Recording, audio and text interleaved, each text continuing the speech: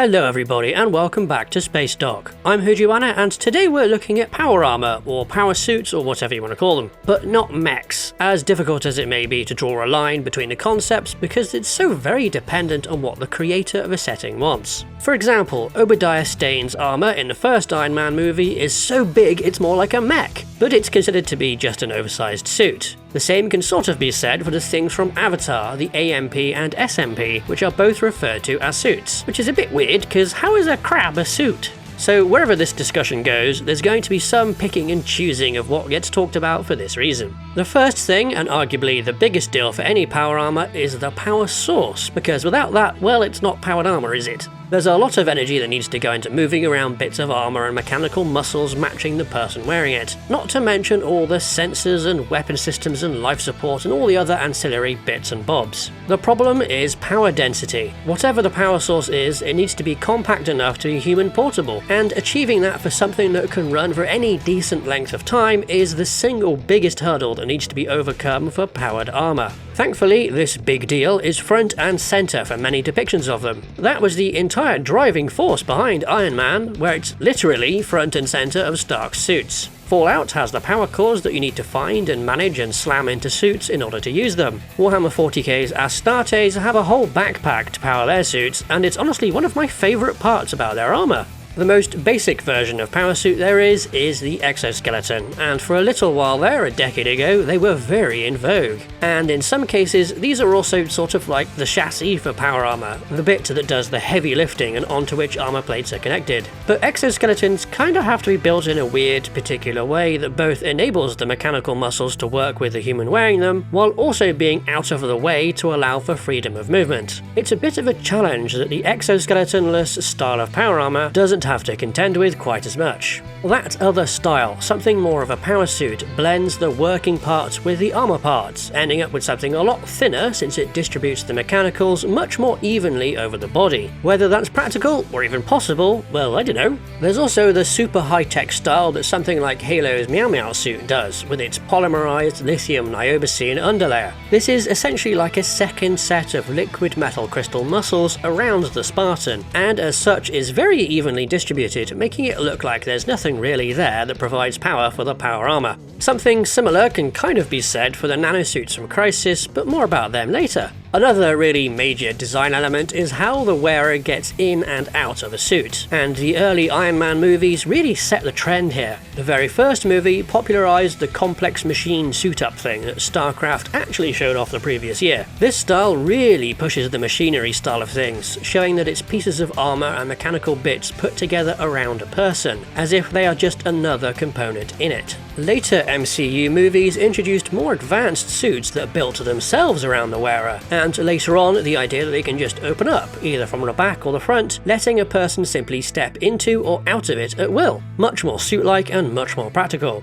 And then Fallout 4 debuted its revamped power armor that used this entry method, and it's just fantastic. The suit itself is on the chunkier side, so it really hits the armor definition more than the suit. It's like wearing a personal tank. It's big and chunky, and there's the exoskeleton beneath with the mechanical parts that make it work. It makes perfect sense for the back of this thing to be the entrance, though I definitely would not want to need to make an emergency exit from it if it was damaged, which is a major issue that has to be considered with these suits. Bad things happen and you may need to escape, and quickly, or someone else might need to extract you from the suit. The chieftain has his "oh no, everything is on fire" test for evacuating tanks, and really the same thing applies here too. When normal egress is a massively involved process like the early Iron Man suits, it basically becomes impossible to imagine a quick way out, but perhaps there is one, but it's just destructive. But not every suit is built that way, so getting out if you're injured might not be possible, or even not preferable. It doesn't apply to every situation, but the suit might be what is keeping its wearer alive, be it through holding them together or providing life support. Hopefully that doesn't go too far though, like with the trauma harnesses from Old World Blues. Related to emergency escape is the size of the suit's occupant, which is pretty much never brought up. Anyone who needs to wear power armor is conveniently the right size for it. In Stark's case, well, that's because he made the suits for himself. What about Fallout though, where the suits are meant to be generic equipment for soldiers? We already saw what it's like for a particularly tall person to fit into a tank, so what about armor? Presumably there's just a maximum and minimum size, with some small elements that can be adjusted to fit. The thing is, the variance that allows isn't going to be that much, especially compared to the huge differences seen in the height of people. I don't know, it just seems like an issue that gets glossed over more often than not. The other major issue with the way power armor is depicted is the issue of impacts. All too often we see power armor completely absorbing blows that really should be transferred to the wearer, as if the armor just deletes impact entirely, which isn't the case. The kinetic energy from a hit on armor still gets transferred through, it just gets spread out either over time, area, or both. It's like treating the suit and its wearer as one and the same, rather than a squishy, gooey person that can flop about inside a hard shell. Think of what happens to a car when it hits something. They have crumple zones that help absorb the impact through breaking apart, protecting the occupants. An old or poorly designed car doesn't have those, and so the occupants take the force and end up injured or worse. At least the MCU finally got around to showing what happens from an impact when War Machine lost power, but that only seemed to happen for story reasons. The last thing to talk about is power armor that makes use of nanotechnology somewhere in its design, like Tony Stark's advanced armor from Infinity War, made from grey goo nano stuff rather than mechanical parts. It certainly makes the suit very adaptable, but it still has all the issues with impacts and damage and stuff, though at least here damage to one part of the suit can be repaired on the fly by just redistributing the suit's nano stuff. It's probably its best feature, and something that makes great use of what grey goo nano stuff can do. In contrast, we have the various nanosuits from the Crisis series. Rather than going full grey goo, these suits have some parts that are really tiny and can slightly reform themselves for different purposes.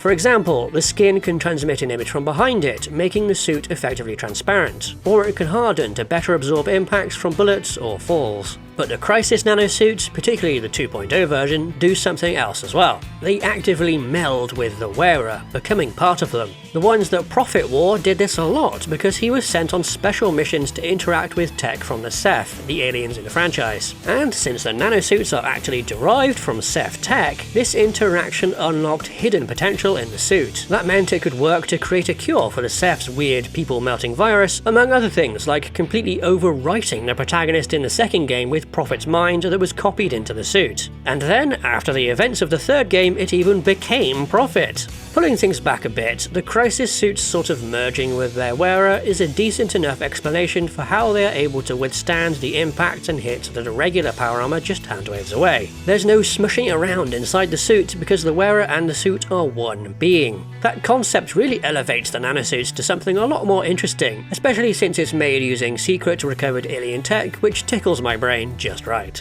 But that's not the vibe that every suit of power armor has, or should have. It's just a cool example of one of the many ways you can give flavour to the base concept or get around the flaws it has, or really flaws that spring up in certain depictions. But those depictions don't necessarily care about the realism. Iron Man getting taken out of the sky by an anti-air gun and just getting dinged up? Bit odd, but whatever, because it's followed up by one of the best examples of what makes power armor so alluring in the first place. You can support Spacedock by joining our Patreon, where you can get our frigate and spacefighter design reference books. Alternatively, you can support us directly through YouTube by becoming a channel member. Thanks to our supporters, and thank you for watching.